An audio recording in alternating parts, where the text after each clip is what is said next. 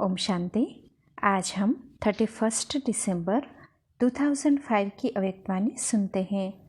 आज की वाणी का सार है, नए वर्ष में अपने पुराने संस्कारों को योग अग्नि में भस्म कर ब्रह्मा बाप समान त्याग, तपस्या और सेवा में नंबर 1 बनो। आज बाप दादा चारों ओर के, चाहे सन्मुख है चाहे दूर बैठे दिल के समीप है, सर्व को दिन मुबारक दे रहे हैं।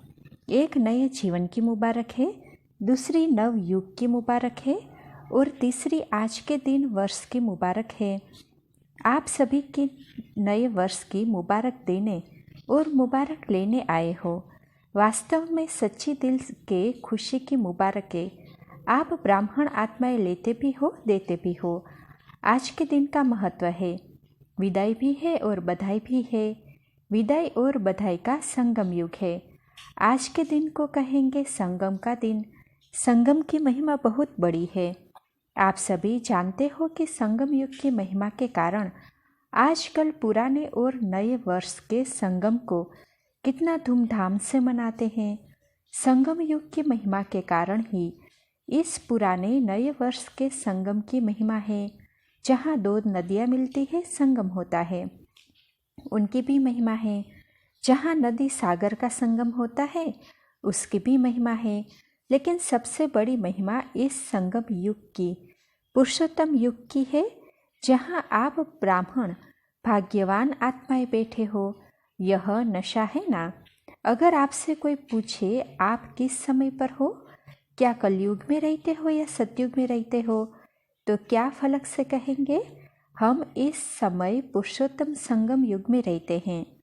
आप कलयुगी नहीं हो, संगम युगी हो। और इस संगम युग की विशेष महिमा क्यों है? क्योंकि भगवान और बच्चों का मिलन होता है, मेला होता है, मिलन होता है, जो किसी भी युग में नहीं होता। तो मेला मनाने आए हो ना। आप मिलन मेला मनाने के लिए कहाँ कहाँ से आए हो? कभी स्वप्न में भी सोचा था कि ड्रामा में मुझ आत्मा का ऐसा भी भाग्य नूंधा हुआ है। आत्मा का परमात्मा से मिलन मनाने का भाग्य था और है। बाप भी हर एक बच्चे के भाग्य को देख हर्षित होते हैं।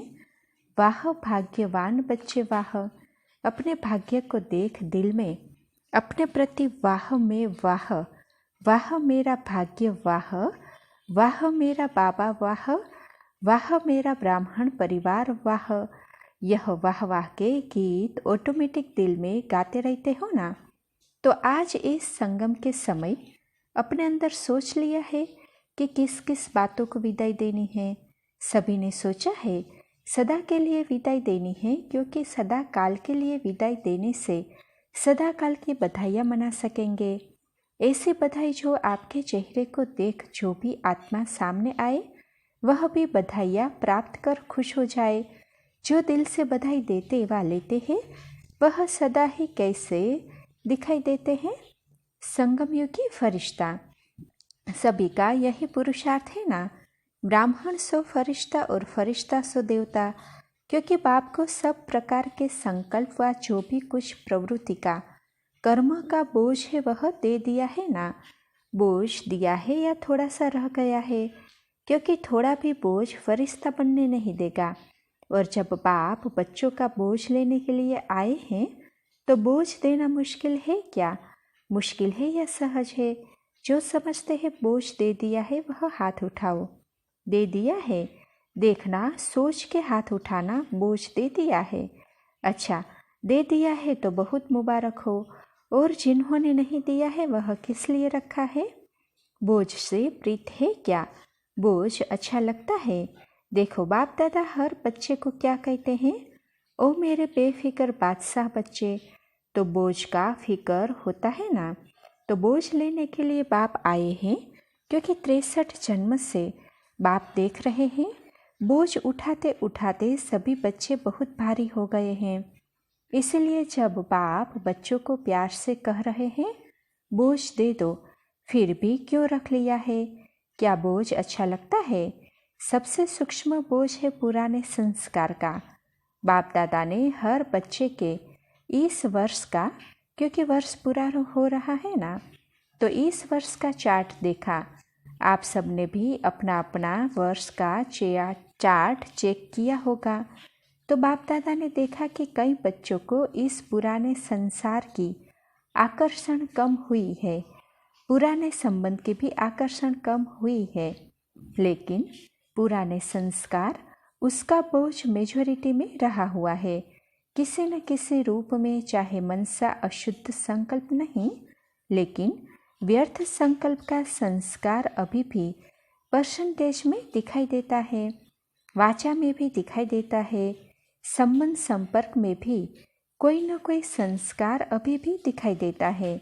तो आज बाप दादा सभी बच्चों को मुबारक के साथ साथ यही इशारा देते हैं कि यह रहा हुआ संस्कार समय पर धोखा देता भी है और अंत में भी धोखा देने के निमित्त बन जाएगा। इसीलिए आज संस्कार का संस्कार करो। हर एक अपने संस्कार को जानता भी है, छोड़ने चाहता भी है, तंग भी है, लेकिन सदा के लिए परिवर्तन करने में तीव्र पुरुषार्थी नहीं है। पुरुषार्थ करते हैं लेकिन तीव्र पुरुषार्थी नहीं है। कारण तीव्र पुरुषार्थ क्यों नहीं होता? कारण यही है, जैसे रावण को मारा लेकिन सिर्फ मारा नहीं, जलाया भी। ऐसे मारने के लिए पुरुषार्थ करते हैं, थोड़ा बेहोश भी होता है संस्कार, लेकिन जलाया नहीं तो बेहोशी से बीच बीच में उठ जाता है। इसके लिए पुराने संस्कार का संस्कार करने के लिए इस नए वर्ष में योग अग्नि से जलाने का दृढ़ संकल्प का अटेंशन रखो। पूछते हैं ना, इस नए वर्ष में क्या करना है? सेवा की तो बात अलग है, लेकिन पहले स्वयं की बात है। योग लगाते हो? बाप दादा बच्चों को योग में अभ्यास करते हुए देखते हैं। अमृत वेले भी बहुत पुरुषार्थ करते हैं, लेकिन योग तपस्या तप के रूप में नहीं करते। प्यार से याद जरूर करते हैं, रूरिहान भी बहुत करते हैं, शक्ति भी लेने का अभ्यास करते हैं, लेकिन याद को इतना पावरफुल नहीं बनाया जो संकल्प करो विदाई तो विदाई हो जाए। योग को योग अग्नि के रूप में कार्य में नहीं लगाते, इसीलिए योग को पावरफुल बनाओ। एकाग्रता की शक्ति विशेष संस्कार भस्म करने में आवश्यक है। जिस स्वरूप में एकाग्र होने चाहो, जितना समय एकाग्र होने चाहो, ऐसी एकाग्रता संकल्प किया और भस्म, इसको कहा जाता है योग अग्नि। नाम निशान समाप्त। मारने में फिर भी लाश तो रहता है ना, भस्म होने के बाद नाम निशान खत्म। तो इस वर्ष योग को पावरफुल स्टेज में लाओ। जिस स्वरूप में रहने चाहो, मास्टर सर्वशक्तिवान, ऑर्डर करो। समाप्त करने की शक्ति आपके ऑर्डर से नहीं माने, यह हो नहीं सकता। मालिक हो, मास्टर कहलाते हो ना, तो मास्टर ऑर्डर करे और शक्ति हाजिर नहीं हो तो क्या वह मास्टर है? तो बाप दादा ने देखा कि पुराने संस्कार का कुछ न कुछ अंश भी रहा हुआ है और वह अंश बीच बीच में वंश भी पैदा कर देता है, जो कर्म तक भी काम हो जाता है। युद्ध करनी पड़ती है तो बाप दादा को बच्चों का समय प्रमाण युद्ध का स्वरूप भाता नहीं है। बाप दादा हर बच्चे को मालिक के रूप में देखने चाहता है। ऑर्डर करो जी हजूर।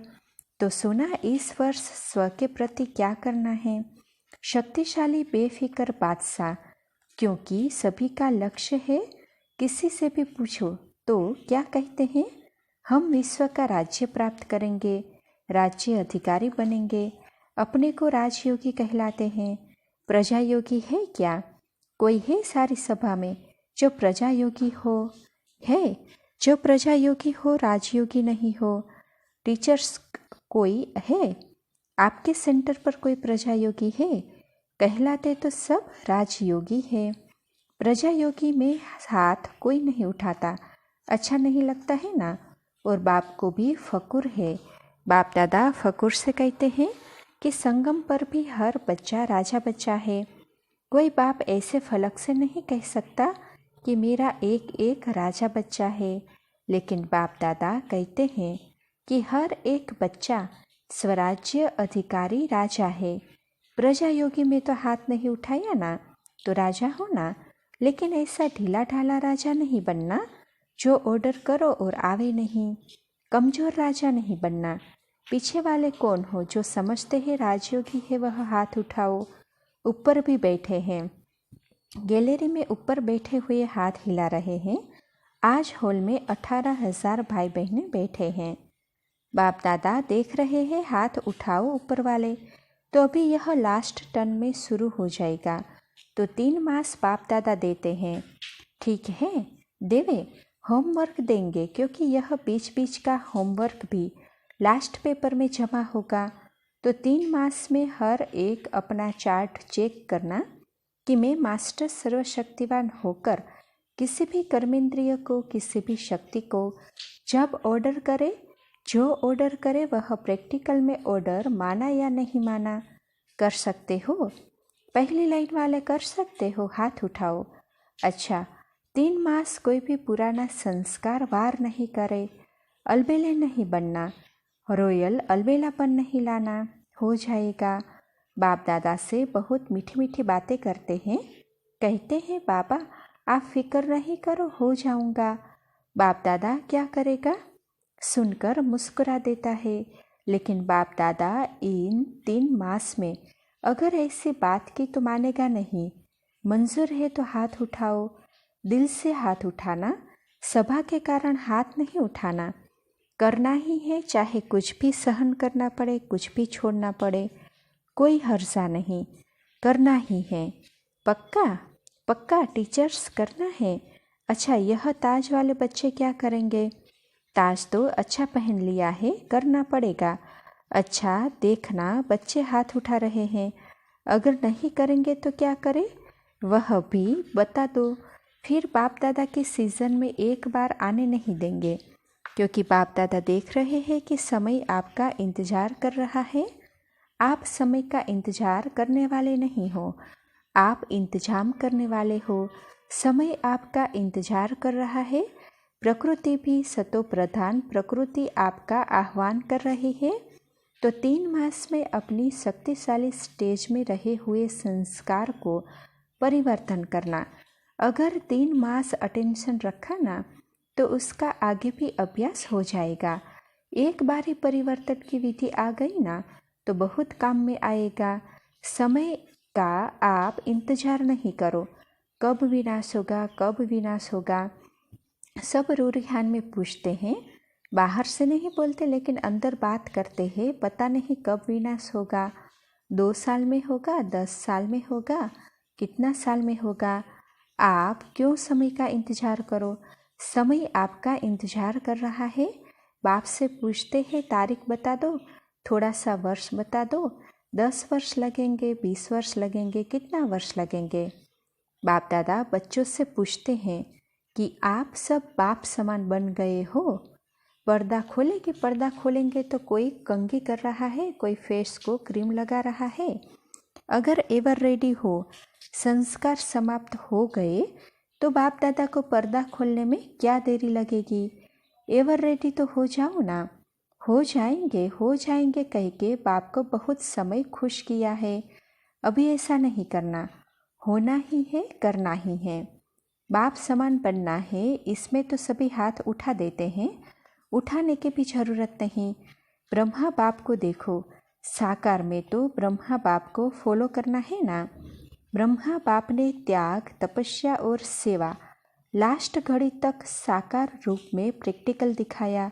अपनी ड्यूटी शिव बाप द्वारा महावाक्य उच्चारण की ड्यूटी लास्ट दिन तक निभाई। लास्ट मुरली याद है ना? 3 शब्द का वरदान याद है? जिसको याद है वह हाथ उठाओ। अच्छा, सभी को याद और मुबारक हो। त्याग भी लास्ट दिन तक किया, अपना पुराना कमरा नहीं छोड़ा। बच्चों ने कितना प्यार से ब्रह्मा बाप को कहा, लेकिन बच्चों के लिए बनाया, स्वयं नहीं यूज़ किया। और सदा 2:30-3 बजे उठकर स्वयं प्रति तपस्या की, संस्कार भस्म किए, तब कर्मातीत अव्यक्त बने, फरिश्ता बने। जो सोचा वह करके दिखाया। कहना, सोचना और करना तीनों समान। फॉलो फादर, लास्ट तक अपने कर्तव्य में पूर्ण रहे। पत्र भी लिखे। कितने पत्र लिखे? सेवा भी नहीं छोड़ी। फॉलो फादर, अखंड महादानी नहीं, अखंड महादानी का प्रैक्टिकल रूप दिखाया अंत तक, लास्ट तक बिना आधार के तपस्वी रूप में बैठे। अभी बच्चे तो आधार लेते हैं न बैठने का, लेकिन ब्रह्मा बाप ने आदि से अंत तक तपस्वी रूप रखा, आँखों में चश्मा नहीं डाला। यह सूक्ष्म शक्ति है, निराधार। शरीर पुराना है, दिन प्रतिदिन प्रकृति, हवा, पानी दूषित हो रहा है। इसीलिए बाप दादा आपको कहते नहीं हैं क्यों आधार लेते हो, क्यों चश्मा पहनते हो। पहनो भले पहनो, लेकिन शक्तिशाली स्थिति जरूर बनाओ। सारे विश्व का कार्य समाप्त किया है। बाप दादा आपसे प्रश्न पूछता है, आप सभी संतुष्ट हो कि विश्व कल्याण का कार्य पूरा हो गया है? जो समझते हैं कि विश्व का कल्याण का कार्य समाप्त हो गया है वह हाथ उठाओ। एक भी नहीं तो कैसे कहते हो विनाश होगा? काम तो पूरा नहीं किया। सभी पूछते हैं नए वर्ष में क्या करें, क्वेश्चन है। बाप दादा कहते हैं संदेश देने के मेगा प्रोग्राम तो बहुत किए हैं। बाप दादा मुबारक देते हैं, किया है, अच्छा किया है, लेकिन संदेश दिया है, अनुभव नहीं कराया है। इसके लिए जैसे अभी जहाँ तहाँ एक दो को उमंग उत्साह दिलाते या उमंग उत्साह देख करके भी उमंग उत्साह से किया है, रिजल्ट भी अच्छी है। लेकिन अब ऐसा प्लान बनाओ जिसमें रॉयल प्रजा तो आ जाए। रॉयल प्रजा अर्थात नज़दीक कनेक्शन में आने वाले, संबंध संपर्क में है। पहले तो 9 लाख तैयार करो। अभी 9 लाख हो गए हैं, हुए हैं 9 लाख हुए हैं। कौन लिस्ट निकालता है? तो लिस्ट अभी आएगी। पिछले साल की 8,12,000 है। बाबा बोले लेकिन 9 लाख अगर तैयार हुए हैं तो किस प्रकार का तैयार हुए हैं? क्या नज़दीक रॉयल प्रजा के योग्य है? यह भी तो चेक करना पड़ेगा ना। अच्छा, अभी पोतामेल निकालना। एक तो 9 लाख पहले जन्म की प्रजा, रॉयल फैमिली तो चाहिए ना। अगर विनाश कल कर दे तो रॉयल प्रजा तैयार है तैयार कि तैयार करना पड़ेगा? ऐसे मिलाएंगे तो मिल भी जाएगी 9 लाख, लेकिन क्वालिटी भी चाहिए। संबंध संपर्क वाले मिलाएंगे तो 9 लाख हो जाएगा।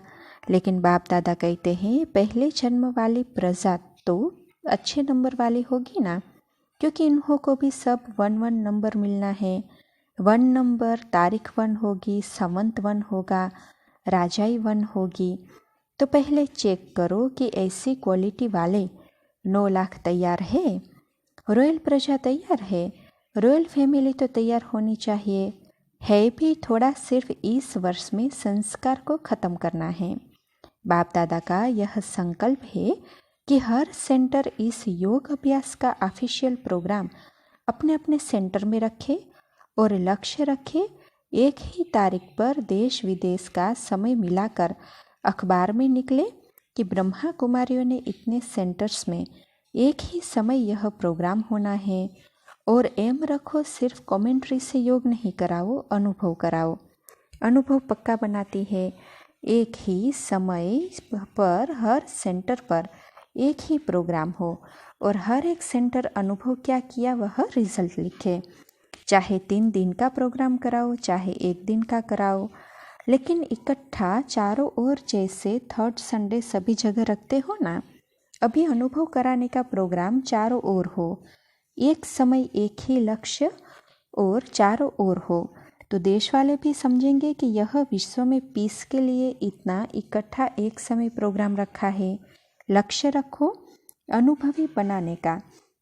सिर्फ सुनकर चले नहीं जाए, कुछ अनुभव करके जाए। आप लोग भी बाप के बने कैसे? कुछ न कुछ अनुभव किया, चाहे प्यार का अनुभव किया, चाहे टोली खा के भी प्यार का अनुभव किया, बहनों के व्यवहार का अनुभव किया, बहनों के मुस्कुराने का, खातिरी करने का अनुभव किया। कुछ न कुछ अनुभव किया तभी बने हो, तो ऐसे अनुभवी बनाओ। अभी अखंड सेवा करो, बहुत सेवा रही हुई है। अच्छा, आज के दिन मुबारक तो 1-2 को दे दी ना। दूसरा क्या करते हैं? गिफ्ट देते हैं। बाप दादा के पास भी कितनी गिफ्ट आई है। बहुत कार्ड आए हैं, सुंदर सुंदर गिफ्ट भेजी है। आप लोग उठकर देखना तो वास्तव में जो भी आपके पास आए खाली नहीं जाए। चाहे मनसा से शक्ति देने की गिफ्ट दो, चाहे वाणी द्वारा ज्ञान की गिफ्ट दो, कर्म द्वारा गुणों की गिफ्ट दो, लेकिन हर एक जो भी संबंध संपर्क में आते हैं उनको गिफ्ट जरूर दो। खाली हाथ नहीं भेजो। आप मास्टर दाता हो, मास्टर दाता के पास आवे और खाली हाथ जावे, यह नहीं हो। अखंड महादानी बनो। अखंड कह रहे हैं कोई न कोई सेवा करते रहो। चाहे मनसा करो, चाहे वाणी करो, चाहे कर्म करो, चाहे संबंध संपर्क से करो, अखंड सेवाधारी। कई बच्चे बाप से रुरिहान करते सुनाते हैं कि अमृत वेले थोड़ा सुस्ती का वाइब्रेशन होता है। उठते जरूर है लेकिन पावरफुल शक्तिशाली रूप से स्व के प्रति व विश्व के प्रति शक्ति देना वह थोड़ा सा थकावट की रेखा होती है। उस समय ऐसे नहीं समझो हम अपने सेंटर के योग के कमरे में बैठे हैं, बाबा के कमरे में बैठे हैं, क्लासरूम में बैठे हैं, लेकिन ऐसे समझो विश्व के स्टेज पर बैठे हैं। हीरो पार्टधारी है और स्टेज पर बैठे हैं।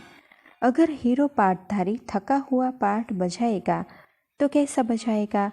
वायुमंडल कैसे फैलेगा? तो अमृत वेला भी पावरफुल बनाओ।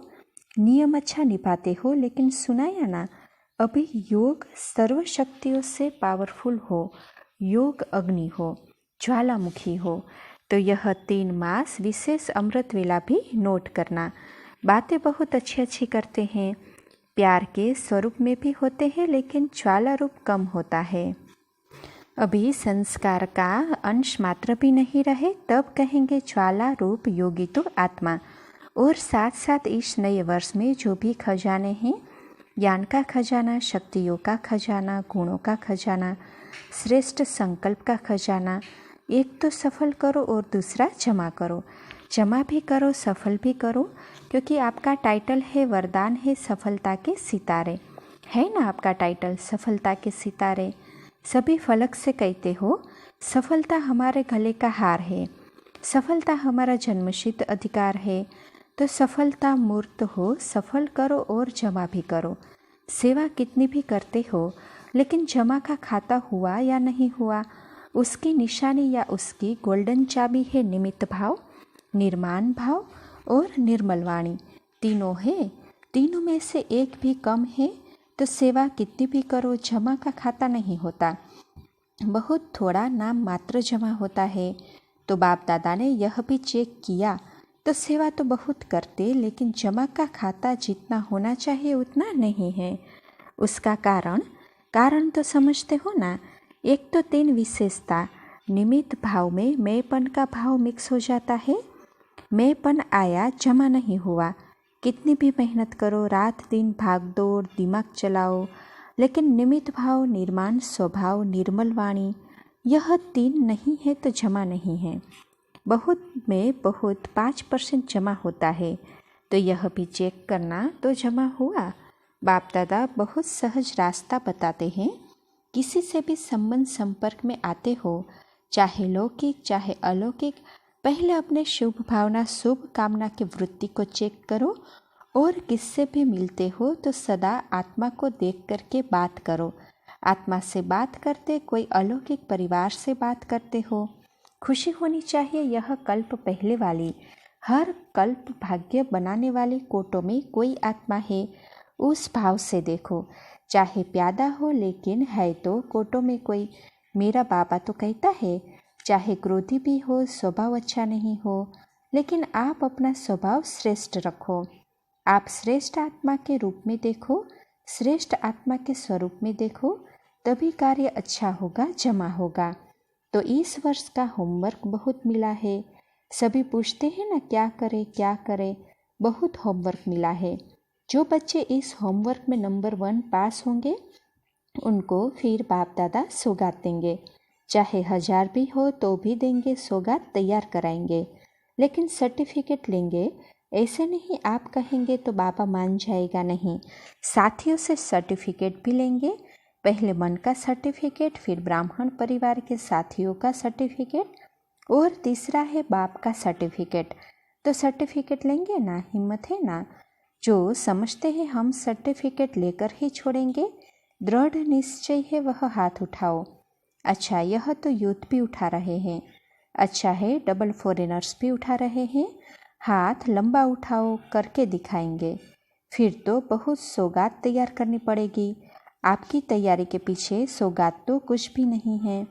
पहले तो परमात्मा दिल तख्त मिलेगा, लेकिन सौगात भी देंगे। अच्छा, चारों ओर के सदा उमंग उत्साह में आगे बढ़ने वाले, सदा हिम्मत से बाप दादा की पदम गुणा मदद के पात्र बच्चों को सदा विजय रत्न है। हर कल्प में विजय बने थे, अब भी है और हर कल्प में विजय है ही है। ऐसे विजयी बच्चों को सदा एक बाप, दूसरा न कोई, न संसार की आकर्षण न संस्कार की आकर्षण, दोनों आकर्षण से मुक्त रहने वाले सदा बाप समान बच्चों को बाप दादा का याद प्यार और नमस्ते। अच्छा, ओम शांति।